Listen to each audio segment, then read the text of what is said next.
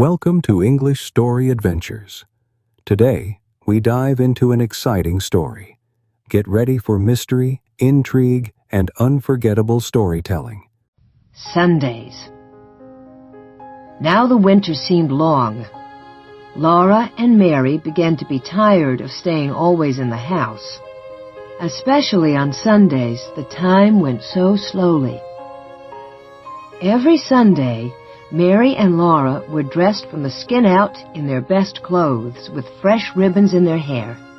They were very clean because they'd had their baths on Saturday night. In the summer, they were bathed in water from the spring, but in the wintertime, Pa filled and heaped the wash tub with clean snow, and on the cook stove it melted to water. Then, close by the warm stove, behind a screen made of a blanket over two chairs, Ma bathed Laura, and then she bathed Mary. Laura was bathed first because she was littler than Mary. She had to go to bed early on Saturday nights with Charlotte because after she was bathed and put into her clean nightgown, Pa must empty the wash tub and fill it with snow again for Mary's bath. Then after Mary came to bed, Ma had her bath behind the blanket, and then Pa had his, and they were all clean for Sunday. On Sundays, Mary and Laura must not run or shout or be noisy in their play. Mary could not sew on her 9-patch quilt, and Laura could not knit on the tiny mittens she was making for baby Carrie. They might look quietly at their paper dolls, but they must not make anything new for them. They were not allowed to sew on doll clothes, not even with pins. They must sit quietly and listen while Ma read Bible stories to them, or stories about lions and tigers and white bears from Pa's big green book, The Wonders of the Animal World. They might look at pictures, and they might hold their rag dolls nicely and talk to them, but there was nothing else they could do. Laura liked best to look at the pictures in the big Bible with its paper covers. Best of all was the picture of Adam naming the animals. Adam sat on a rock, and all the animals and birds, big and little, were gathered around him, anxiously waiting to be told what kind of animals they were. Adam looked so comfortable. He did not have to be careful to keep his clothes clean because he had no clothes on. He wore only a skin around his middle. "Did Adam have good clothes to wear on Sundays?" Laura asked Ma. "No," Ma said. "Poor Adam. All he had to wear was skins." Laura did not pity Adam. She wished she had nothing to wear but skins. One Sunday after supper, she could not bear it any longer. She began to play with Jack, and in a few minutes she was running and shouting. Pa told her to sit in her chair and be quiet, but when Laura sat down, she began to cry and kick the chair with her heels. "I hate Sunday," she said. Pa put down his book. "Laura," he said sternly, "come here." Her feet dragged as she went because she knew she deserved a spanking. But when she reached Pa, he looked at her sorrowfully for a moment, and then he took her on his knee and cuddled her against him. He held out his other arm to Mary and said, "I'm going to tell you a story about when Grandpa was a boy. The story of Grandpa's sled and the pig. When your grandpa was a boy, Laura, Sunday did not begin on Sunday morning as it does now. It began at sundown on Saturday night. Then everyone stopped every kind of work or play. Supper was solemn. After supper, Grandpa's father read aloud a chapter of the Bible, while everyone sat straight and still in his chair. Then they all knelt down, and their father said a long prayer. When he said, 'Amen,' they got up from their knees and each took a candle and went to bed. They must go straight to bed with no playing, laughing, or even talking. Sunday morning, They ate a cold breakfast because nothing could be cooked on Sunday. Then they all dressed in their best clothes and walked to church. They walked because hitching up the horses was work, and no work could be done on Sunday. They must walk slowly and solemnly, looking straight ahead. They must not joke or laugh or even smile. Grandpa and his 2 brothers walked ahead, and their father and mother walked behind them. In church, Grandpa and his brothers must sit perfectly still for 2 long hours and listen to the sermon.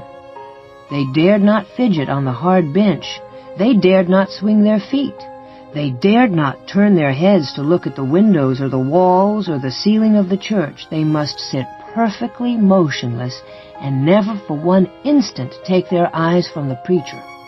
When church was over, they walked slowly home. They might talk on the way, but they must not talk loudly, and they must never laugh or smile. At home, they ate a cold dinner which had been cooked the day before. Then all the long afternoon they must sit in a row on a bench and study their catechism until at last the sun went down and Sunday was over. Now Grandpa's home was about halfway down the side of a steep hill. The road went from the top of the hill to the bottom, right past the front door, and in winter it was the best place for sliding downhill that you can possibly imagine. One week, Grandpa and his 2 brothers, James and George, were making a new sled. They worked at it every minute of their playtime. It was the best sled they had ever made, and it was so long that all 3 of them could sit on it, one behind the other. They planned to finish it in time to slide downhill Saturday afternoon. For every Saturday afternoon, they had 2 or 3 hours to play. But that week, their father was cutting down trees in the big woods. He was working hard, and he kept the boys working with him. They did all the morning chores by lantern light and were hard at work in the woods when the sun came up. They worked till dark, and then there were the chores to do. And after supper, they had to go to bed so they could get up early in the morning. They had no time to work on the sled until Saturday afternoon. Then they worked at it just as fast as they could, but they didn't get it finished till just as the sun went down Saturday night. After the sun went down, they could not slide downhill, not even once. That would be breaking the Sabbath. So they put the sled in the shed behind the house to wait until Sunday was over.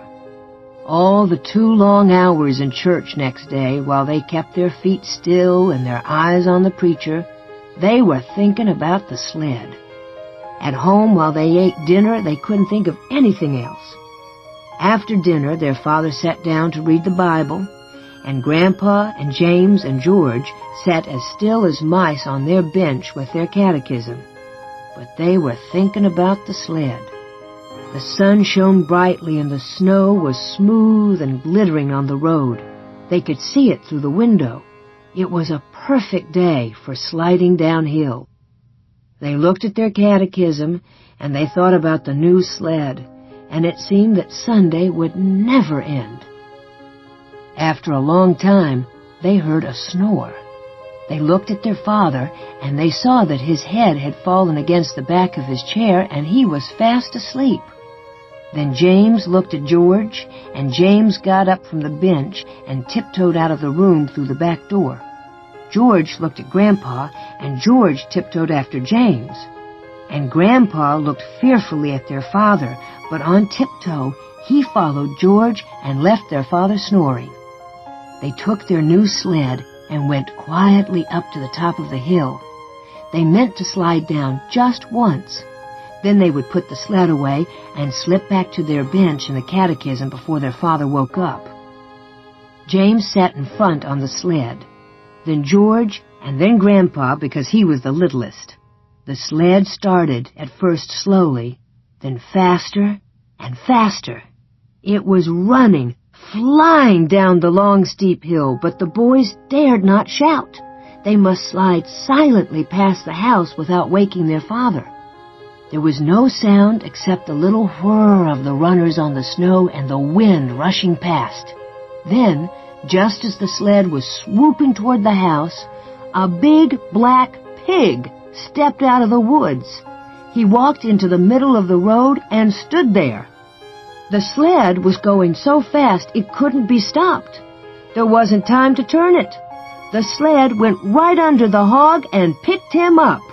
With a squeal, he sat down on James, and he kept on squealing long and loud and shrill. Squee! Squee!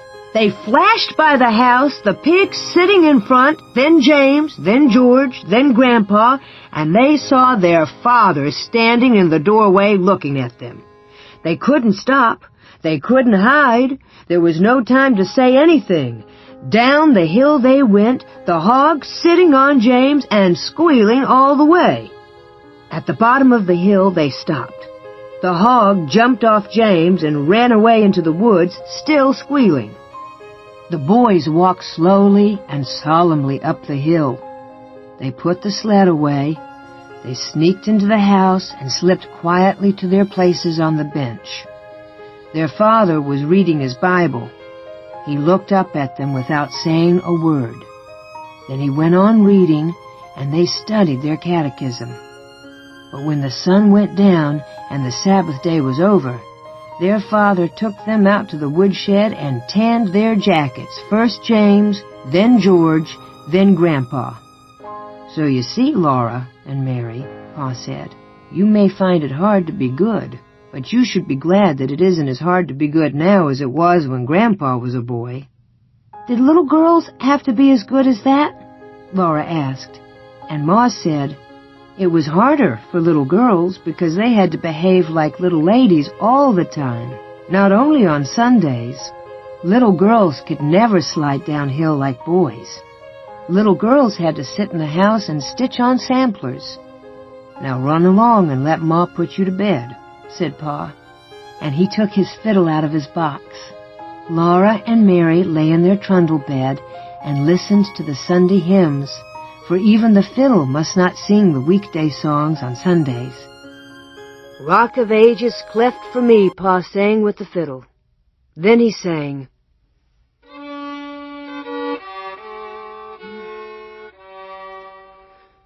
"Shall I be carried to the skies on flowery beds of ease, while others fought to win the prize and sailed through bloody seas?" Laura began to float away on the music, and then she heard a clattering noise, and there was Ma by the stove getting breakfast. It was Monday morning, and Sunday would not come again for a whole week. That morning, when Pa came in to breakfast, he caught Laura and said he must give her a spanking.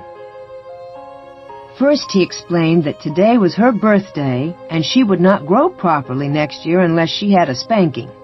And then he spanked so gently and carefully that it did not hurt a bit. 1, 2, 3, 4, 5, 6, he counted, and spanked slowly. 1 spank for each year, and at the last, 1 big spank to grow on.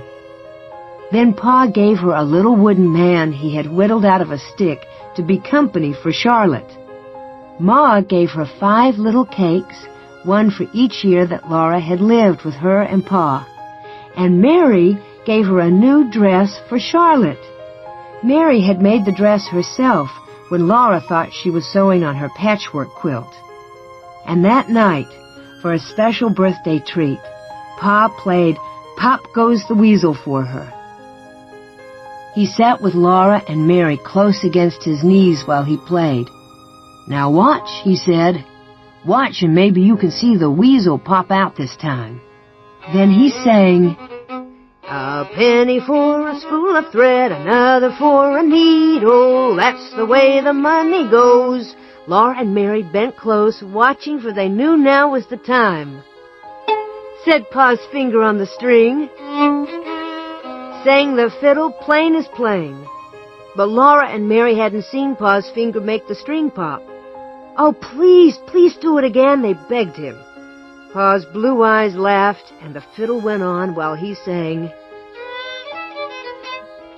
All around the cobbler's bench, the monkey chased the weasel. The preacher kissed the cobbler's wife. Pop goes a weasel.